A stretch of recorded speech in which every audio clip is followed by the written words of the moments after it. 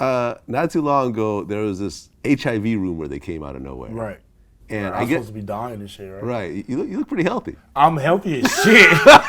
I'm super good. And that was so crazy because people kept coming to me all wild, like, oh, you died. And even now, that's what they're trying to throw me at now. Whenever I come back to somebody, like, oh, that's why you got AIDS. All right. Okay. It's crazy because my ex, like she has a whole baby on the way. With her new dude or whatever she got going on. Okay, it's not your baby. No, it's not my baby.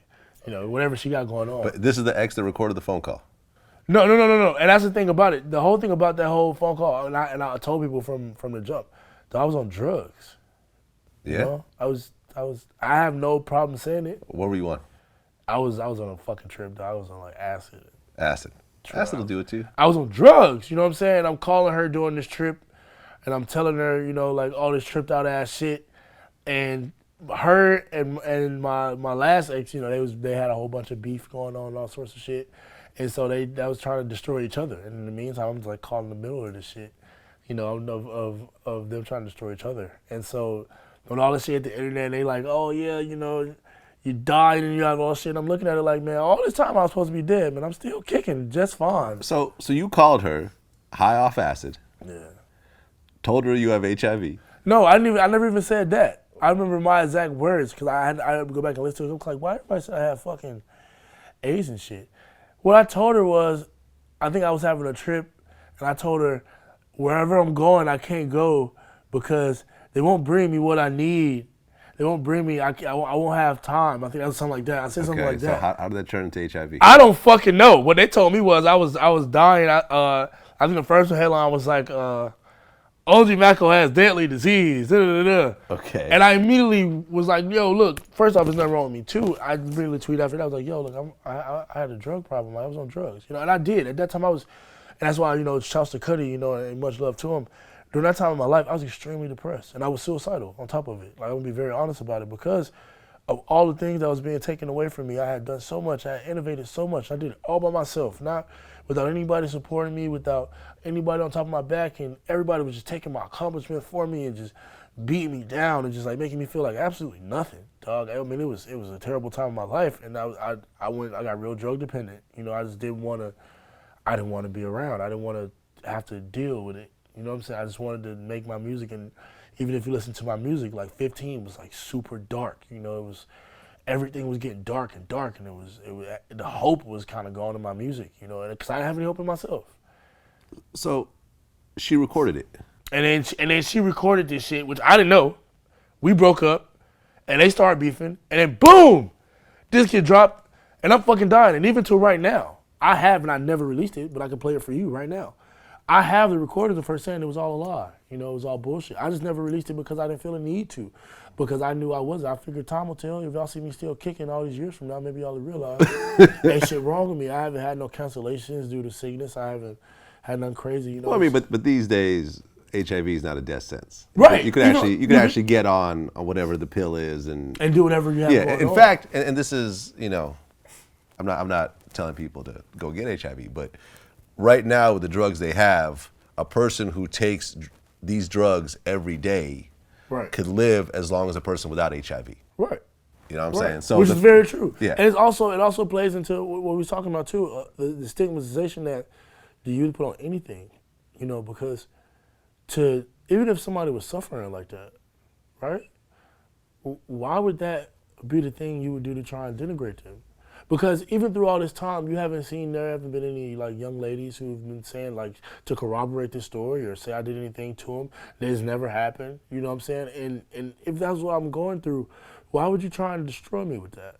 You know what I'm saying? Even if you heard that recording and that was what was going on in my life, why would you try and destroy me from that? That recording sounds like a guy in pain. I even had to listen to the recording myself to realize how close I was to not being here. You know what I'm saying? How close I was to offer my damn self. Oh, so you were gonna kill yourself? Yeah, I was extremely suicidal, dog. I'm gonna keep it 1,000. I woke up one night with my fucking gun in my hand. You know really? What I'm saying? I know, this is a true story. So you had a loaded gun? I had a loaded gun in my hand. I woke up with it. Do you remember actually? I don't even remember. You don't remember. You were that high. I remember crying. I remember waking up and I called that same ex and I was crying. Well, Kid Cudi, you're a big admirer of. That's one of my favorite people in the whole world. You know him personally? Scott, yes. I just talked to Dr. Genius actually this morning. You know, you can't really reach Scott right now. He's been in a place, you know, and I understand him completely. Yeah, because he just turned himself in for rehab. Good for him. Suicidal thoughts. Yeah. And you can relate. No, I can relate fully because look at it like this. As a fan of Cudi, 808s and Heartbreak, Man on the Moon, those two things alone, just those two, completely changed the landscape of music. Just those, right? Now imagine you completely change the landscape of music, what you love more than anything else, and yet still people treat you like some after act. And the moment people thought they could shoot you down, look, the moment he said what he said and he went off on Twitter, right? And then Kanye came out and did his rant, right? Everybody tried to turn against Cudi. Oh, these son them, da-da-da-da-da. And then what did Ye do? Ye was real, and that's why I forever love Ye. Yeah, Ye was real, and he back. said, man, look, man, I love Cudi. And y'all got to realize he one of the most influential people of the last 10 years. 10 years, yeah. And that's what Cudi is living with. Cudi is living with knowing he's influenced people like me and Travis and all sorts of people to become the people that we are. Well, he's all over Travis's new album. Period. Yeah. Right? And imagine having to live with that and then know that the entire general public looking at you like some kind of fucking sidekick when actually you're a hero. Yeah, but let's just take a step back. All right, like Kid Cudi, when he goes on tour, is bananas. Like Right. It ain't like Kid Cudi's like doing picnics and shit like that. No, like he's puppet not. shows. Like Yeah, he's not. come on, man. Like when Kid Cudi, because I remember I was working, like I was a vice president at SRC Records, which was part of Universal at the time. And I remember when Kid Cudi's like second album dropped, and it was like the shit went through the roof with like no single. Yeah, and, man, and, it went ridiculous. and I remember he was on tour, I think with like Asher Roth, or like his opening act or something, and like he was like selling out every place. Like Kid Cudi has one of these types of fan bases. It's a cult fan base. It's a cult fan base that very few artists have. Like Kid Cudi could have no singles ever for the rest of his life and still boom. sell out shit. But that's not. So it's like You're thinking about that as a person who's talking about money. We're not talking about money. We're talking about I'm not talking about money either. I'm talking about like he has real fans. That's his fans though. You don't have to be a Kanye fan to appreciate what Kanye has done. But you have to be a Cudi fan to appreciate what Cudi's done. Even though it's the same realm. And that is what eats us. Because I don't need everybody to call me the greatest artist of all time. I don't need people to even listen to my music, right? But to act like the presence I've brought, the innovation I've brought, the freedom I gave artists of this generation, to act like that didn't happen, it eats at me. And that's on my level, where I just had the people who I influenced are just starting to happen.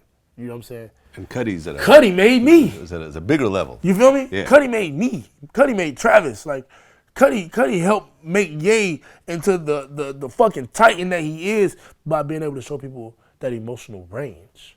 Because everybody looked at Ye as just like this dickhead flexing ass dude, and Cudi was like, nah, y'all got Ye's been sad too. You know what I'm saying? Like, and he showed that to people, but yet at the same time, people are not giving him that kind of credit. And as an artist, as a creator who's battling with their own demons, sometimes freeing people and getting that recognition is all that you have. Well, but Cudi's, always had a thing with drugs. Yeah. I remember I interviewed King Chip. I never really seen him like, you know what I mean, like what they would call like strung out or like. I always seen him in total control. He'd just be turned up. You know what I mean? He'd just be like, he'll just be more of himself. You know what I mean? Like you may do or say things that you would want to do. And you know what I mean? I can't explain it. You know what I mean? But I never saw it as like a problem where it's like, man, we need to get you some help or none of that shit. It was just really like a choice. Okay, this is what I'm saying. People go to those extremes. People say, I never did heroin, I never did cocaine. Well, granted. I've done acid before, though. Okay, I've right. done mushrooms before. So, right. So you can say I do drugs. Right, exactly. And that's what I'm saying. Like, everybody has something they do. Yeah. Right? So just like people who drink lean love to say they don't do heroin, you do heroin. I'm sorry. You have a dope nod and you lean. You feel me? Yeah. So people often like to exchange the extremes of, well, I do drugs, but I don't do this. I do drugs, I don't do that. Everything affects everybody completely different ways.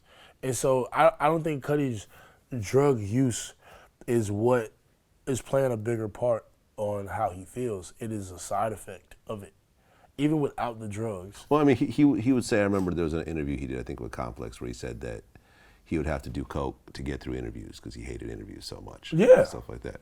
Yeah. And you see these people have to go and get through their day without that damn what I said as soon as I walked in, hey man, Chad, go get that damn weed, I need that. Right. I just woke up. I literally just woke up. You feel me? I fucking washed my face and brushed my teeth and put on a nice outfit. That's how we do it. And I can go through this right now because you're you. And I know the things I'm saying, people are gonna see them, people are gonna do that. And I know for a fact I need to say what I need to say. But for someone like Cudi, like that's not really exactly what he's trying to do. He's trying to get to himself. People forget I'm on the pursuit of happiness. That was the first album. He is still on the pursuit of happiness all the way till now. Yeah. And so just imagine being on that journey for that long. Thank God he had something that can help him get through it. Because otherwise, shit, we might not have Cudi here today.